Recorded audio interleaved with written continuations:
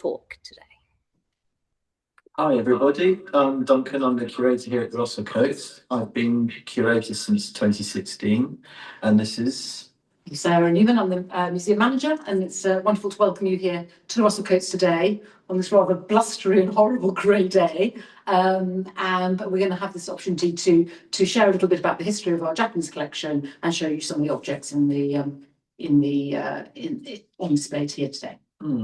So to start with the background, for those of you who don't know, Annie and Merton had sort of various adventurous life and ended up owning and operating the Royal Bath Hotel, which is the site adjacent to where we are now. And in 1885, after getting his fingers a little bit burnt in the local political scene, Merton was directed by on medical orders to take some time off. As a self-made hotelier entrepreneur, he was obviously rather stressed, I think, and so they hit upon the idea of taking a round the world trip from the UK over to Australia, across the Pacific, around to America, and then on back over. And this trip would include obviously China and Japan. As it happened, Annie and Merton they visited Hawaii, and Annie fell and hurt herself on crossing a lava flow, as you do, and they ended up changing their plans and spending more time in Japan and less time in China. They were, like many Europeans, fascinated by this, and Sarah's going to tell us all about it, this newly opened, closed culture, the Japanese culture, and they couldn't help themselves. They spent a small fortune, as we'll go into, on buying various items of memorabilia and souvenirs. We are sat in the Mikado's room now in the museum, but there was a precursor room in the hotel called the Japanese drawing room. So just to give you some grounding, that then we might be talking about two spaces, but essentially they are one. So Sarah, do you want to give us the background into the 1885 Japan that Annie and Merton was visited? Yeah. So in 1885, as Duncan has said, Japan had emerged from a period of isolation, and so it was an extraordinarily exciting time to be visiting. So, as many of you will know and be aware, Japan had entered in the Edo period into a period of isolation from the rest of the world. Foreigners were allowed into places to Nagasaki, and there was trade going on between Japan and the rest of Asia and into Europe. Hence, we have wonderful ceramics here dating from that period. But there was no foreigners were allowed into mainland Japan, and it was kept essentially isolated. And there was an incredible flowering of kind of culture at the time in this extraordinary kind of setting. In 1853, Commodore Matthew Perry came from America and arrived in Japan in his so-called black ships to seek that Japan opened up itself to allow the Americans to have a port in Japan. This is the period of imperial expansion. Countries like America were looking for places to kind of refuel their ships. They wanted access to these markets and so on. So they came in and Perry arrived in 1853 and gave the Japanese a year to decide whether to allow them in or to fight. And this started a period of civil war in Japan. So essentially the next 20, 30 years, there's civil war going on between the Tokugawa, which is the shogunate that had taken over and was running Japan, that was controlling the local feudal landlords, the daimyo. Tokugawa eventually were toppled. And there was the Meiji Restoration in 1868. So the emperor, who'd been kept captive by the Tokugawa, was essentially replaced in power. So it's kind of revolution in Japan. And at that time, the Japanese had realised that they had this period of isolation obviously hadn't worked for them. They'd worked for many years, but not ultimately. And they entered a period of extreme Westernization. They called it Wakon Yosai, which was sort of Western things and Japanese spirit. And they kind of industrialized, incredibly quickly. So it was a period of incredible transition, as they were going from this feudal society into this kind of fully westernized, fully industrialized society. And Merton and Annie were here in 1885. So this is the period, there'd been a bit of stability. The Meiji had been in power they'd been restored for sort of 10, 15 years. And this sort of period of rapid growth and change was going on. And so they were the Japanese were, as Duncan will say, they were selling off. They would give all these kind of historic objects, and they were trying desperately to kind of, they were wearing Western clothes, they were using guns, they were using all these kind of things. They were trying to really adopt Western practices. So Merton and Annie arrive, sort of their early tourists, but not the earliest. So 1885, people had been travelling to Japan for some years, but still incredibly unusual.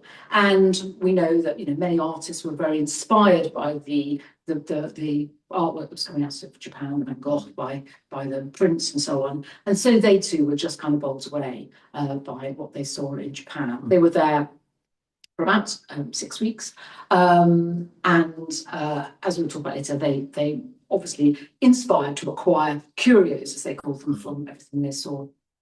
So we're just going to say, we know that they use guidebooks for their tours because they obviously, and I did have the privilege once of seeing through a descendant of the family, the guidebook that they used to visit Cairo and Egypt. And Merton had gone through and pathologically ticked off all the things that were to be seen, like the souk, like the Sphinx, like the pyramids at Giza, Luxor and things like that. And although we know they had a guidebook to Japan, we're not entirely sure which one it was, but it is quite clear from their itinerary that they were following it. Tick, tick, tick, tick, tick. It's a bit hard to grasp now, but obviously at the time, Annie and Merton were part of the emerging haute bourgeoisie in Europe.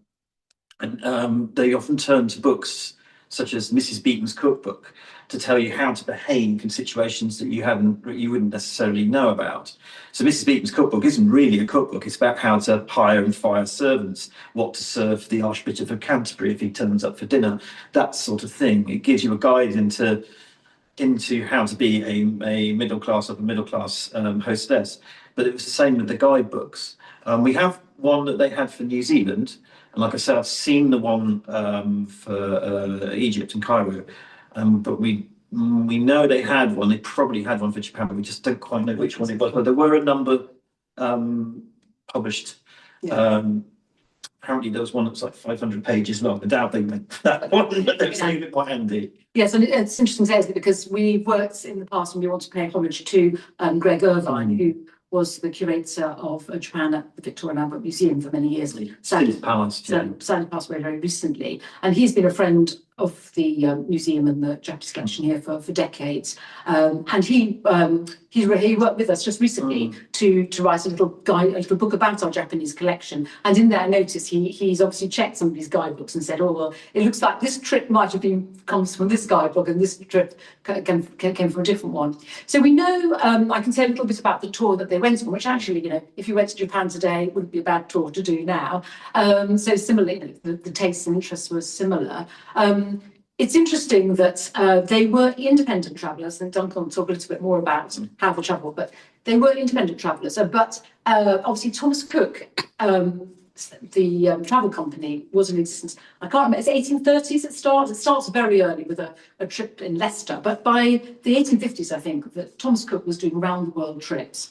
But they didn't go on a Thomas Cook trip, and they are very disparaging about Thomas Cook. So I was just checking Merton's autobiography just before this talk, and he describes how on their ship from San Francisco back to Tokyo or to Yokohama, they encountered a Thomas Cook trip, and they decided, so they really didn't like them because they were always quarrelling, apparently, and they actually had to be separated. So they were very disparaging about Thomas Cook. They went very much independently. So the trip they did in 6 weeks seems roughly, from the records that we have in Merton's autobiography, but also in the letters or Annie's book called Western from the Golden Gate, in which she describes her visit to Japan and her trip back from San Francisco. we can work roughly what the right itinerary was. And I will just look at this because I'll get it right. They arrive in Yokohama Bay on the 12th of October. So Yokohama and Kobe, which they go to later, were these two ports where there was a lot of arrivals and a lot of Western delegations were based. So they arrive in Yokohama, which is now essentially a suburb of Tokyo. And they spend time there doing a lot of shopping. And then they go to Tokyo by train, because the train has just been reopened, opened, actually not reopened, it's just been opened. And they go to Tokyo and they look at various temples, and again, more shopping. And then the tomb of the 47 Ronin they visit, and they describe various places they go to.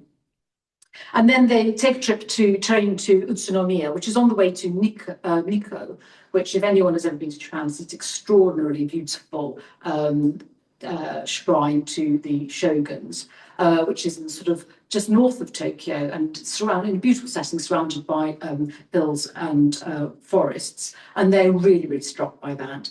And when they're in Nikko, they go on a trip out to visit some waterfalls and a lake. If I could read with my glasses on, Chugenzi. And interesting with that trip, they go by kago, which are these extraordinary basket-like constructions, so palanquins basically. They sit in a basket and they're carried by two Japanese. The terrain's too rough for rickshaw. Yeah. And then they go back to Yokohama and then and go to Kamakura, which is where the extraordinarily large Daibutsu is, the wonderful huge shrine to the Buddha. And then they go on to Kobe. Nowadays, you'd go by Shinkansen down the spine of Japan. Then there's no train, no way of doing it, so they go by ship round to Kobe. And from Kobe, they go visit Osaka and Kyoto, go up to Lake Biwa. They go back to Kobe, and then they they go by steamer down to Nagasaki. They have one day in Nagasaki, and then they carry on from Nagasaki. But it's interesting when you look at where they stay. So they sometimes stay in these Western hotels, which have just literally recently been developed, probably by Westerners, for tourists. They also stay in what we now call ryokan, in traditional inns. They travel by rickshaw, which had just been invented. They travel by train, and they also then travel by kago, this extraordinary sort of medieval way of travelling. So really intrepid kind of travelling. They're quite interesting on the subject of food. So they do talk about the delicacies of the food and so on, but they also travel with tin cans of bully beef and so on, because they don't think they're going to be able to survive on Japanese food. It's with great relish that they went to a hotel which had proper Western fare. Boiled beef. They had pork chops and apple pie. And the menu is reproduced in Merton's autobiography. But I think they did try the Japanese food. But I think they were kind of a bit desperate after sort of 6 weeks, or week 5, to have a loaf of bread. Yeah, things don't change today. No.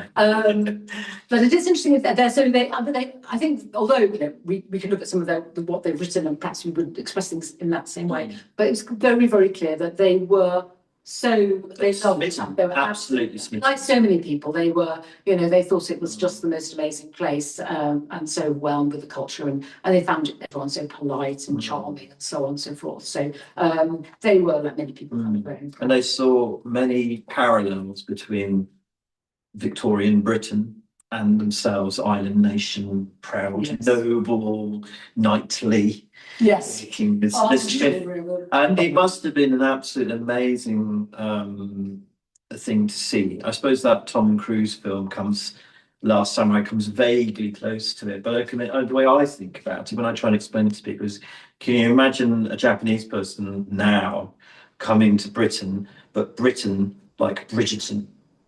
And at the same time as it's all sort of Jane Austen world, somebody's building an airport next to Bath, or they're building a motorway and that sort of thing. And yet you've got people that are wearing the sort of Bridgerton style, Mr. Wickham style clothes. At the same time, you've got other people wearing, Japanese robes, or modern clothes. And so it would be an absolutely sort of amazing sort of time. And the Japanese were massively industrializing and massively modernizing. Prior, the shogunate, there had been a caste system. We'll touch briefly on this, where it's obviously aristocrats and the emperor on the top, and then you have the samurai. I hope I get this right. It's craftsmen and farmers, peasants, and at the bottom, a tradesman. And what happened with the restitution of the emperor was that the samurai lost their protected status and going down to the bottom of the heap, and everybody else went up. So it was a complete change in society, which, as we segue into the next section on our list, which is the shopping. So, as Sarah said, samurai had been dispossessed of their stipends, basically. So the shogunate had basically paid the samurai, sort of almost paid them off. They were sort of living on a sort of social security type situation. That all ended. So they had a sort of powerful urge to get a lot of to pay the rent. So that meant that Grandpa's sword goes down the pawnbroker shop basically, and everything else. But at the same time, and this is what, as a curator, I find fascinating about this collection, or one of the things I found fascinating about it, is that the craftsmen that had made their living by making sword fittings or armor or vases or whatever for the samurai caste are now desperately looking for a new market. So at the same time, there's this huge influx of Europeans and an interest from Europe. Bearing in mind, you could get Japanese objects via Liberties of London. They would send it post, basically a mail order situation. You could get things, in bona fide 100% Japanese, sent over by steamship. So there's so you got these craftsmen. They swapped their market, and they end up making things that are more Japanese than Japanese in a sense, and they adapt their tastes. And so like everybody all Europeans have this sort of myth of Japan, and they're kind of basically catering to it. And I mean, in Greg's booklet, he said it's something they don't really dissuade people to now. It's but shall I show some of the objects? Well, before we go to that, should we just say that they travelled throughout this with described through Japan, and as they went, they're buying objects. So places like Kobe or Yokohama are really well set up for this. But when they go to Kyoto, this is still the kind of cultural centre, artistic centre of Japan. They're buying slightly differently. So they send in their book, in that Merton's book, he tells us that he sends 100 packing cases of objects alone. Straight back from Japan to the UK. And do you want to say about the money and how? Yes, the money. So people often ask about the money. So basically, the hotel is incredibly profitable.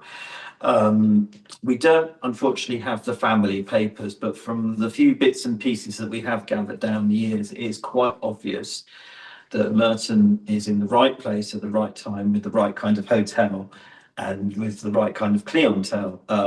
If you guys come and visit us here, you'll see that we've got a visitor book in the next door room book 1, which shows some of the high-end clientele that they're having at the hotel, like the King of the Belgians and the Bishop of this and various politicians and Lord and Lady that. So they are Oscar Wilde, Henry Irving, Ellen Terry, the superstars of their day. So it's incredibly profitable, and because of the telegraph system and international credit, Merton can go along to the HSBC branch in Yokohama. Yes, there was one, and he went back there 2 or 3 times and drew out hundreds of pounds worth of gold ingots against his credit back here in Bournemouth, because the financial system would allow him to do it. So he didn't have to carry sacks of gold around. He could travel relatively light and have things on credit.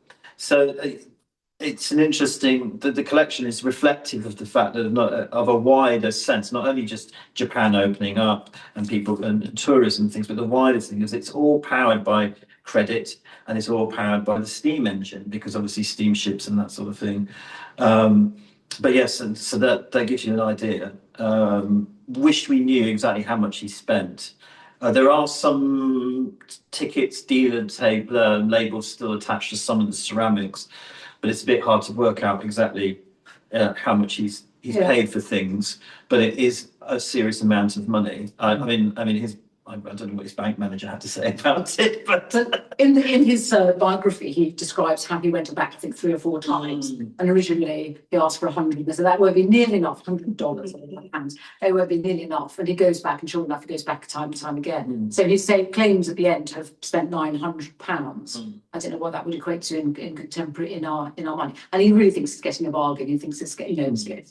But what he does is he sends back these 100 packing cases, what you describe, to Bournemouth. And do you want to say about yes? Then he says so the first thing they do, and hopefully I'm going to bring in a prop here. Oh, very modern and sophisticated. I'm hoping you guys are going to be able to see this on the screen. It's just as big as I could get our photocopier to print it out. But basically, Merton would use spaces in the hotel and develop them to be attractions, visitor attractions. This was originally built as a boardroom or a meeting room, but it became the Japanese drawing room. And many of the objects that are on show here in this photograph, we're not entirely sure when, but I think must be the 1890s, are in the collections now. And if they really liked you, that's the other one, as a visitor, you would get, I hope you guys can see this, a special Royal Bath Hotel branded Japanese drawing room invite. This one's blank, but you'd write your name in it, and then presumably this would be slipped under your door, and you could come in and basically you could come and as a fellow Japanese cognoscenti, come and look and handle some of the objects. Now, some of our swords have notches in them, and some of the helmets have gouges in them. So one wonders if things got a little, play acty. But as you can see, it's almost what we would call now in museums terms of visible storage, in that you could come along, display storage, and you could literally come along and things and talk about things with Merton. Merton was a member of the Japanese Society. The first curator here, a man called Richard Quick, who Merton personally nominated or approved of his appointment to the role, was also a member of the Japanese Society, and that's how they knew each other. So it shows that you're all part of a little club of people that have been to Japan or know a lot about the contents. The collections.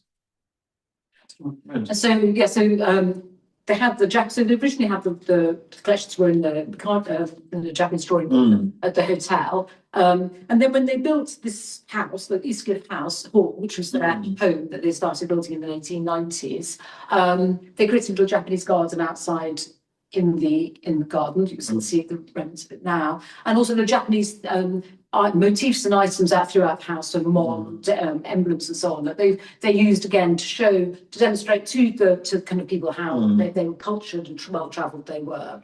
And then when they moved into this house, I'm sure we'll know, in 1901, and in 1907 they announced they're going to turn it into a museum and give it to people of Bournemouth as a museum. And as Annie was at the end of Annie's life, she really wanted there to be a sort of mini museum within a museum, and so they created the Mikado, which is where Duncan and I are sitting here today. And this was created in just in the very end of the. It is a shrine to Annie. When you guys come and visit, and I hope you have come and visit, you need to check out some of the windows. One of them is different to the others. We won't challenge the tech team here about showing the window. But legend has it that a suit of armour had fallen over and blocked the door. So when the first curator, Richard Quick, was trying to do his accessioning, inventory of the room, he couldn't get in. So they sent the museum boy, they had one, like a cabin boy, out onto the awning over the over the first floor of the museum, the ground floor of the museum, and round and up. And he had to smash that window to get in, which is why it doesn't have no longer has any decoration on it, because it was just a replacement. And then open the door from inside by moving the suit of armour out of the way. So you get you an idea of how much stuff they had. And so it's, when we span the room eventually, probably you'll be able to see there are murals on the ceiling, which were created by, we think, Oliver Thomas, the son of the muralist who created the majority. They're quite sort of, how would you describe it? Naive. They're not charming. Yes. So lovely decorations related to Japanese themes. And this was refurbed only a few years ago. But what makes the Japanese collection here so interesting is that it's the capsule. The majority of the collection is this 1885 collection that they sent back.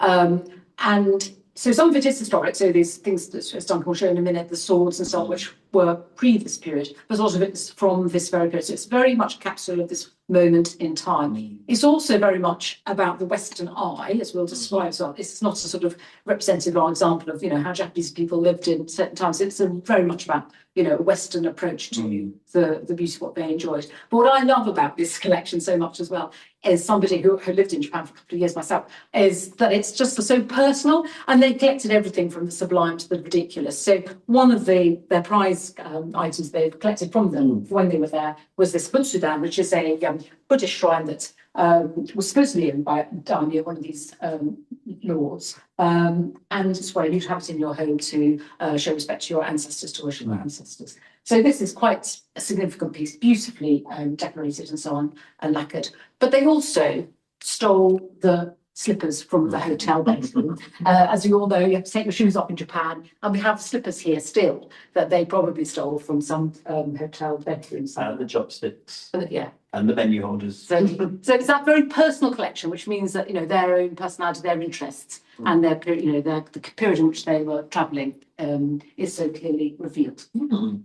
So I'll start with showing you some of my favourite things that also hopefully prove some of the points. So we're going to start here with the Tsuba. Tsuba is a Japanese sword guard, and it's a very good example of that change, as I was saying, from making things for the samurai caste to making things for the Western market. Beautiful, as you can see, but not really, not even for parade use. These are just made to sell to tourists. The interesting thing about many of the things that people collected and anywhere is the size of the objects concerned. And the Russell-Cotes, yes, we have a core collection of Annie and Merton stuff, but we have more than 100 years of other people's stuff. And it's quite a repeating pattern of small items like Ashanti gold weights, which are little tiny weights for the gold, usually made out of bronze or that sort of thing, and they're 1 or 2 centimeters tall. We've got sort of Chinese swords, which just so happen to obviously fit inside a steamer trunk. So if you're going to have a collection and you don't necessarily have too much space in your luggage, a Tsuba is a good start.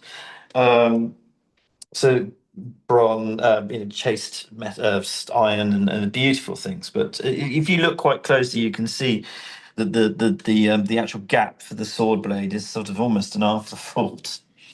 But moving on from the Tsuba, I should sort of point out that 1885 they go shopping in Japan, and we don't officially exist until 1922, 21, 22. So, and that's when the first listing is made by Richard Quick of their collections. So we don't quite know, other than that photograph, what they had. I think a lot of things probably disappeared in the intervening 30 odd years. Often people ask if we've got kimono or not. I couldn't tell you. But they do seem to have focused a lot on metalwork, lacquer, ceramics, and metalwork. And I just want to talk a little bit about the large plaque here, which is by Kume of Kyoto, sorry, a famous family company that specialised in decorative metalwork. Obviously, had made a lot of money, supplying the samurai cast with whatever they needed, and now making their money by supplying Western tourists. The interesting thing about this one, other than the fact, and I hope you guys can see some of the detail, it's incredibly detailed, is it shows the samurai battling the Mongol hordes. So obviously we all know about Kamikaze, the divine wind, and the Mongols tried to invade Japan a couple of times, and the samurais gathered and defeated them, but it had a big effect on the samurai way of warfare, which up to that point had been mainly mounted and personal combat against somebody who had to be of the same social rank as yourself. So if you were a mere sir, you couldn't you couldn't be killing a lord. It wouldn't do. So you had to be sure of your lineage before you started to duke it out. The Mongols didn't roll that way. They had massed armies, massed firepower with the bows, and the samurai copied them. They also started to use foot soldiers, and they shortened the sword blades as well, so that it was less about swinging a sword from a horse and more than actually being on the ground. And they changed their tactics and styles. Below we have the swords, some of the swords in our collection. These are rather beautiful. In at least one case, the blade isn't actually inside. What you would do is you would obviously inherit Grandad's sword, and you would have it mounted up in beautiful scabbard and hilt and super, but it would be for parade purposes only. Annie and Merton obviously bought these. It seems from the records that we do have that Annie was the one interested in the weapons. Yes, Merton, in the accession register that Richard Quick created, his ledger, Merton obviously had a look, and in his big loopy handwriting, has gone around all the swords, spears, and bows and said these were all the personal choice of my beloved wife Annie. So she was the one that obviously had the interest. Moving a little bit along, I am rather fond of these stirrups. When you guys hopefully come in person, you'll see that in the plaque, the mounted samurai is using some of these stirrups. But to give you a sense of the quality of the metalwork, of course, this is Japan, feudal Japan, so not everybody was allowed to have a horse. So they're quite a high-end thing. Moving on to the armor. Japanese armor is fascinating. It's sort of I like trying to explain it to school kids and things. I think it's not like your medieval European knight. It's more like American football armor, as far as I can see, or cricket pads. It's all fitted together with toggles, and it's amazing that even the toggles have family crests on them, and it's all high quality stuff. Of course, this is not necessarily strictly for warfare. The shogunate would make all of the daimyos, obviously the regional lords, have to have an army, and they would have to come and periodically parade that army in front of the shogun. So and it was partly for defense purposes, but partly also keeps these daimyos slightly mildly bankrupt because you've got to pay thousands of soldiers and they've all got to be equipped. But obviously, we don't go marching around. They will march to the capital. We don't march across the countryside in our armor. We get to within a few miles of the shogun, and then we put on our nice dress armor. But this one, what happened over time is our suits of armor got all muddled up. Helmets here, sleeves and cuirasses over there. So with the late lamented Greg, I spent a happy day just learning from him how to match bits of armor up again. Of course, not all of the ones suits that Annie and Merton had were complete anyway, because they'd go to the curio shop and say, "We want some suits of armor, please," and the guy goes, "Right, you are." Go out back and just throw together a set. But the way to tell is through the fact that the mon, and you can see there's two mon here on the helmet, which are of stylized plovers, so birds. So we know that the helmet goes, and I know because I did this with Greg that the cuirass, and that is the plover. But if you can see on the sleeves, on the hands there's a different mon of a flower. So it seems that the sleeves, collars and cuffs don't match in this case. But interesting fun fact that samurai you'd have to be perfumed before battle. It wouldn't do to be smelly when you were killed, and you would be beheaded if you once either that would kill you, or you would be beheaded after the fact. And the helmet, all samurai helmets have a little hole in the top, and that's for the soul to escape. And you would be judged, even in death. Your head would be judged, and so they would wear makeup, and their hair would be rather nice and everything like that, and smell nice, and you would be judged even in death. Before you carry on, Duncan, so we got many other bits pieces of armor, haven't we, in the Yes, collection, but no full sets. This is the best set. This was the best conditioned set. I think that was Greg and Jolliffe, the project officers. Although the sleeves are not, quite kosher, of a piece. All of these things are the best, because Annie and Merton didn't really know. Nobody really knew anything about light levels or humidity levels, wearing gloves and things like that. And like I say, some of the helmets have cuts in them, which they would never have. Moving over to here. Now, this is one of the one of the first objects I ever encountered when I came here for my job interview a very long time ago, which is I know again it's by Kumai of Kyoto, which is the iron dish. Hopefully, you guys can pick up some of the intricate detail that's gone into this.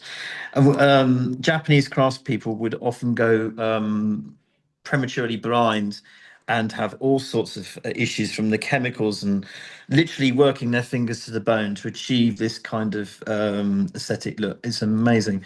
So for those, if you can't really see it, so the outside, obviously ignoring the inner bit for now, but the outside rim with the dragon on, the dragons are actually ripping their way through some brocade silk.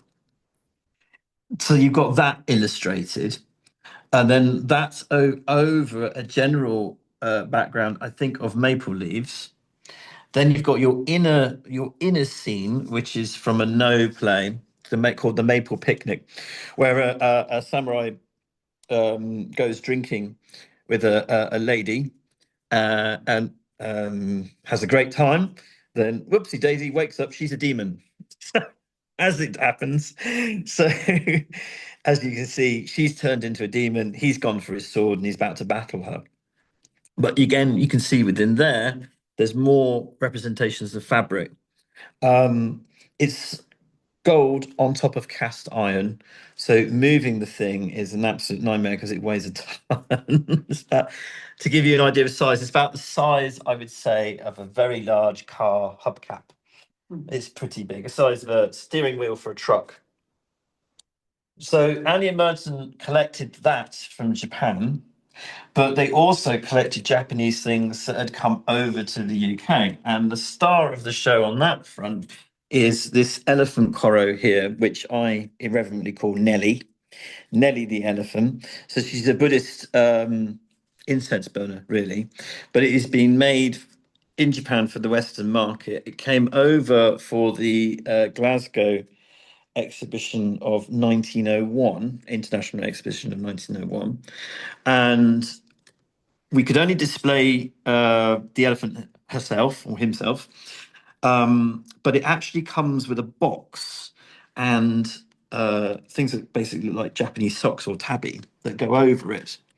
And the box looks awfully like a Victorian period microscope box, if anybody's ever encountered one of those, where you have a sliding lid that lifts up, you slide the elephant in, and he's got a wooden inner form that holds him still.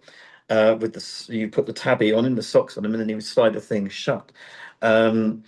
Greg was particularly sort of firm that he thought that they'd seen the craftspeople had seen microscope boxes, and it is about the same size.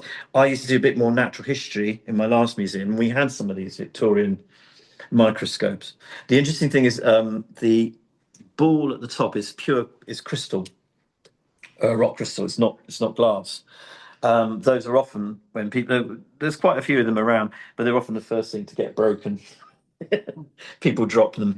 We're quite lucky in that we have ours. But yes, she's rather fun, and she's one of my favourite things. I call her a she.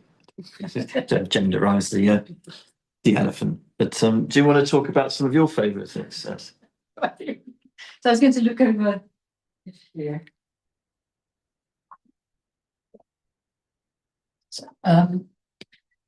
So as I said, I suppose what I like, so that we've looked there at the really high-end, sort of beautiful objects, many of which like the koro, the elephant koro, is sort of very kind of unusual. It's not sort of typically sort of Japanese kind of appearance, but it's obviously using that incredible craftsmanship. But here in this case, we've got quite a lot of the kind of odd things that they were intrigued by, I suppose. So particularly, I mean, I said I do love the slippers. We're here, Zori, which are little that they probably took from one of the hotels that they were staying in, and they were very intrigued, obviously, by the different kind of customs and habits of Japanese culture. We just described earlier, Annie and Merton at the end of their lives did actually write about their kind of experiences. And Annie wrote this book called Westward from the Golden Gate, which she self-published. And in there, she describes a lot about her visit to Japan. And that's going to be the source of a lot of our information, how we know where things have been collected from, and what kind of her views on her visit were. So this has been it's a really fascinating and useful document. I think they're not great. Well, Annie's certainly a better writer than Merton, whose 2 volumes of autobiography I have struggled to get to read much of. But she does write much more entertainingly, interestingly, more perceptively about her kind of experiences. So in here we also have, I don't know if you're going to be able to see them here, Eliza, but the netsuke, which obviously really popular, very, people are very, very aware of. So these are sort of little kind of anchors that hold your little, that would hold down, weight down your, carry your pocket, your inro that you would use to carry things. So in a kimono, Japanese often would be able to put things into their sleeves. They're very useful for it. But there are no pockets in kimonos. So gentlemen would carry an inro, like a little pocket that they could put some bits and bobs in. And then in order to kind of anchor that into their obi, into their kind of belt, they would have this weighted netsuke. And like everything in Japan, the attention to detail is extraordinary. And so they use this, very functional object to create these kind of beautiful little objects. And they all use different types of materials. So some are used ivory, some metalwork, some wood.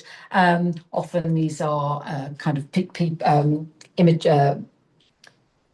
people from folklore and that kind of thing. Sometimes it's kind of natural forms, animals, these kind of things. But there are some beautiful, beautiful objects here, and huge collections. And a bit like the tsuba that Duncan was talking about earlier, they're very collectible. They are things that can fit into your suitcase very easily, and they can be picked up everywhere. So these are very, very collectible items, and you'll see wonderful collections of them in all sorts of places. So that's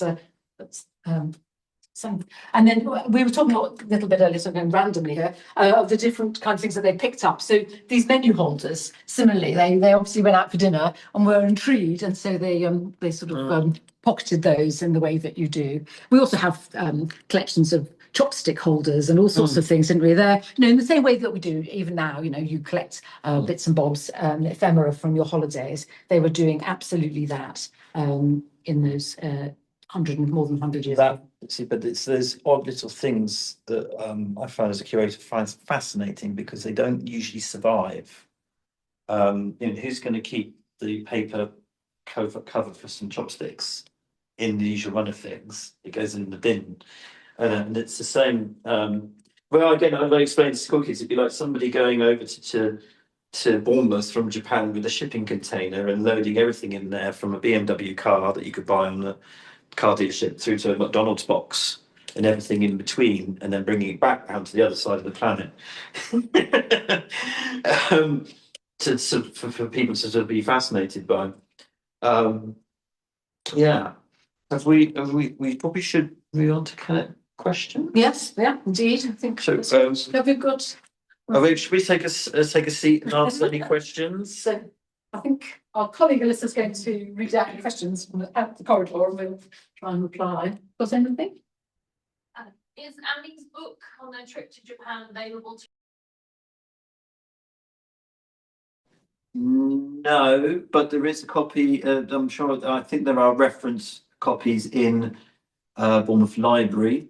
But should you really, and you can buy them fairly cheap on eBay, and I think archive.org and Project Gutenberg, there are, because it's out of copyright. If you get really desperate, come back and we can, we had it scanned as a PDF years ago. We could let you have a copy, but I think you can probably read it online via, Project Gutenberg and things like that. Yeah. I know, I mean, a number of people have asked me over the years if we could ever reproduce it, and we looked into it, but it wasn't. Yeah, we ended up going with the, if you've got the guidebook, we should have, so great book. So we ended up sort of doing a budget version where we took Annie's text, or so I edited, and Greg basically updated it and made comments on it. But we did sort of include, photographs from our collection. Annie was particularly interested in hairstyles and mentioned the combs and things that people wore. So we have some combs from the collection. So this is available in the shop. Yes, what Greg did, which was so wonderful, is that he's related the comments that Annie's made in Westford Goldgates, the photocopier, with the collection where we can, to see where they talk about, we were in Nagasaki and we bought tortoiseshell bowl, and we can see that we've got the tortoiseshell bowl, so that's probably the one that they bought. So this is what this book does. But this, like Duncan says, you can probably find it online in a library, or or do get in touch and we can find we can ping you a PDF or copy it for a charge. Any more questions? Annie take photographs? Oh no, but she would buy them. She didn't take any photographs. She didn't buy, and as far as I know, she didn't buy any photographs in Japan. But she did buy a lot of photographs when they went on to New Zealand. However, in the 1930s, somebody gave us 2 volumes of Baron von Stilfried's photo albums of Japan. He was one of the first Westerners into Japan with a camera, and taught a lot of Japanese photographers as well. And it's from his book that we've used the contemporary images. So that's one of his ones, or that of his studio assistants who were Japanese. But no, she was interested in photographs, but she had a tendency to buy them. Photography at that point still involves huge boxes of with glass and nasty chemicals and things like that. So she would often buy them retail, but she doesn't seem to have bought any. At least None that have come down to us, he said, sort of splitting hairs a little bit. Yeah, that's right. 'Cause it might be, some of these things might still be in the family, Family passed down to house, family, yes. rather than have come to the. Or that sort of thing, yeah. Yeah, and because if you look into in the books, both Westwood from the Golden Gate and then Merton's One volume, was two volumes. this slender little novel, they are using stock images that they've obviously just kind of brought from externally. So Yes, sadly not. I think they were too busy shopping to have time for that sort of thing. Next one. Who was in charge of the hotel while Annie and Merton were off travel? Again, that we don't know for sure, but Merton in his autobiography does say that he was, when they took over the hotel in 1873, 4, 5, that point, six even, in the mid 1870s, he said, rapidly backpedaling, they were very sure to rehire the hotel manageress, actually, retain her services. So I think they had a trusted manager. Also, their son Herbert, who was the youngest, but the son there was obviously probably there keeping an eye on things as well. Because Herbert goes with an Ella, two of the children go on the start of this 1880. This 1885 world tour took them 18 months. They were on the road for 18 months. As I understand it, as I recall, the two of the children go with them to begin with, but then they come back maybe to look after. I think it was as far as Australia, and then they came back. Yeah. Next one. Are there more Japanese artifacts kept in storage that will be rotated with the current artifacts on display? Interesting one. Yes and no. What we try and do, because this is fairly recently done, and quite intensively done. It's a bit of a sort of a shrine to how things were in COVID. You remember the new normal? So rather than using room books, we've actually got labels and things in here because we literally didn't know if people would be allowed to be in a museum and gathered with other people and able to handle things. What we have done and made a point of is we've got object handling sessions coming up where I've got some items out of the collections for people to come and look and handle. But yeah, I mean, on a slow basis, if the British Museum want to borrow Nellie, I will obviously have to find a replacement item. So that sort of thing happens all the time with the paintings collection. But in theory, it should be the same here. These displays are kind of fixed. So, and we, like I said, they didn't seem to sort of collect that much organic material other than the slippers. It is slightly fixed, but we do try and get things out through handling sessions. And of course, if somebody's got a particular academic interest, obviously they can come and make an appointment to see items. We do a lot of that with PhD students and that sort of thing. Another question? There's some more. Okay. There's one about shrines. Right. Was it okay to take religious shrines out? Jonathan? Yeah. But I think it was, but the customs people in Japan had a bit of a problem with it, and Merton had to whistle up somebody from the embassy, the legation, to help. But I don't think it was because of its religious nature. It was to do with the level of craftsmanship. So obviously, the people were beginning to obviously get aware in Japan that all sorts of things were leaving that perhaps shouldn't have left. So it does leave us in a sense of a slight moral conundrum. But I will point out that it came to Bournemouth and survived, where a lot of things I think were destroyed during the Second World War with the American bombings and the nuclear explosions. Yeah, as I looked into it, I think that at this time there were no restrictions on exports from Japan. Later on, so they were in 1885, and I can't remember the exact date, but I think it might be into the 20th century. They start putting restrictions on what's exported. But yeah, I mean, as far as I know. Next one. Is there any evidence that Annie knew Emma Lansby Liberty? No, not that we know of. Well, I should explain. So we didn't get the family papers the correspondence, and for me as a curator, the bills of sale that Merton would have, his receipts, so they had 3 children, and their property was split 3 ways. And it seems that Herbert, being the son and heir, took his father's papers. Family legend, and we all know about families, has it that when Herbert died, and unfortunately he did commit suicide around the time of the Great Crash, 1929, 1930, his widow,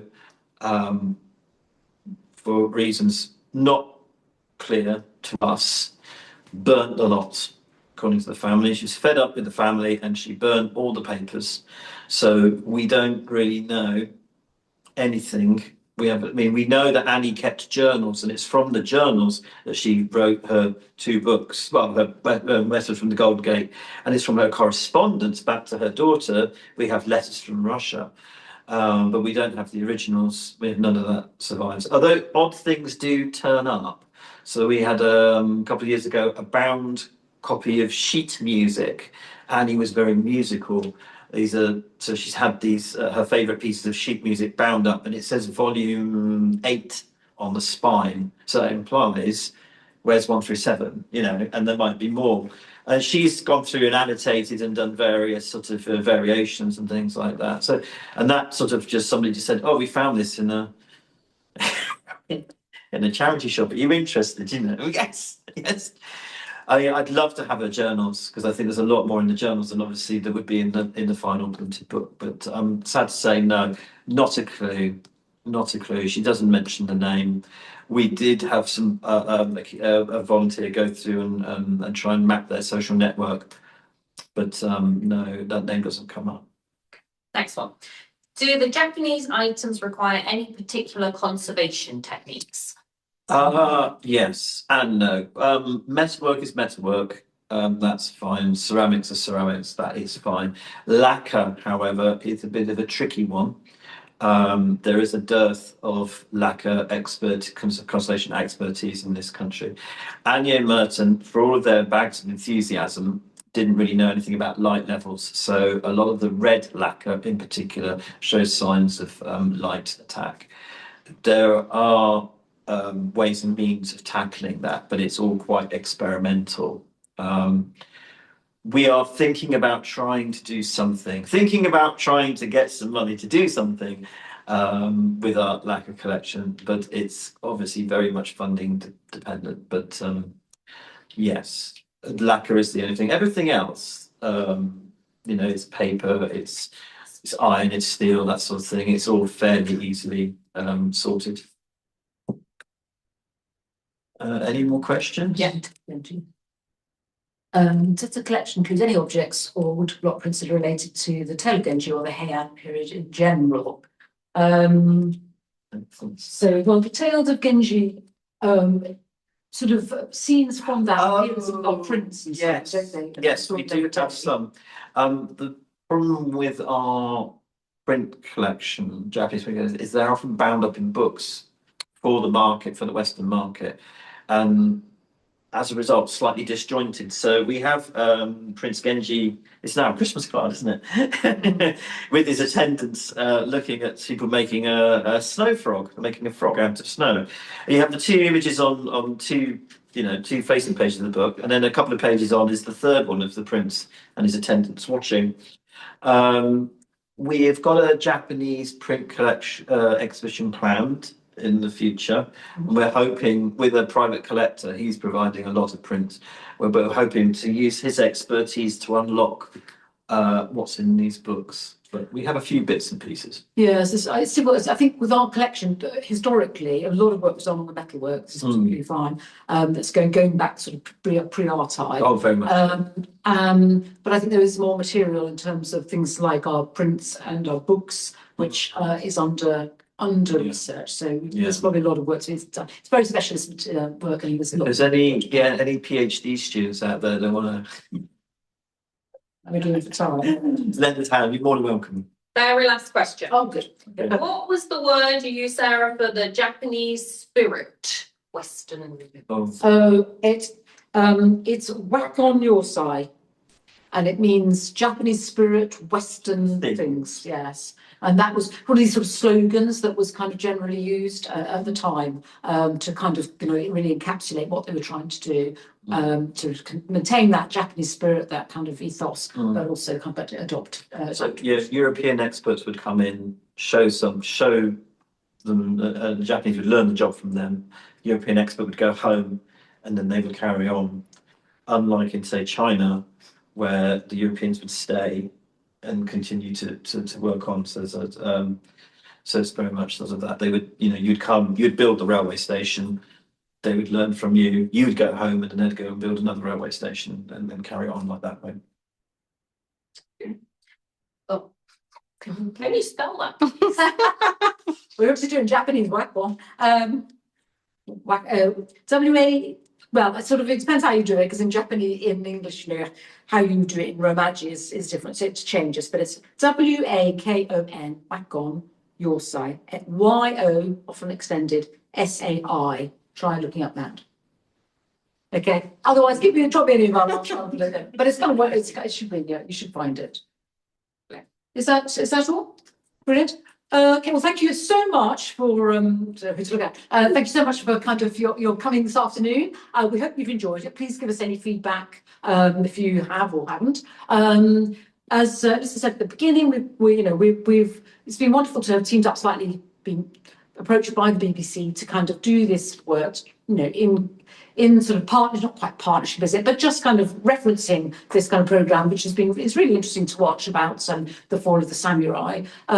This collection is a real kind of standout collection in the Russell-Cotes, and it's great to be able to explore it more, and we hope that this will be, that we'll be doing more in the future. As someone said, we have got many wonderful other things in our collection, and we're always trying to find ways to kind of explore that more, share that more, do with it more. So do watch the space and do get in touch if you have any suggestions or things. But thank you so much for coming this afternoon, and we wish you a good rest of the day. Bye.